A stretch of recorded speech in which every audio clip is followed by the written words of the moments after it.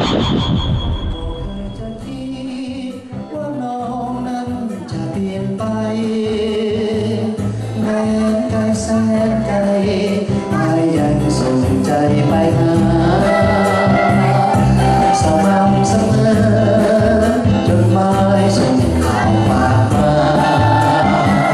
ทุกสัปดาห์ยังโท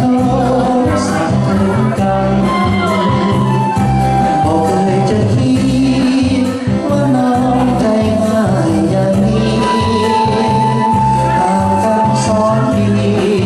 คนดีเปลี่ยนแปลงไปลองให้ลงคอยใจลอยม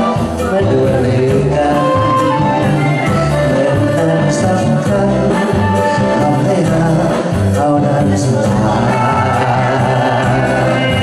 จดหมายสักฝักสุดท้ายส่งมา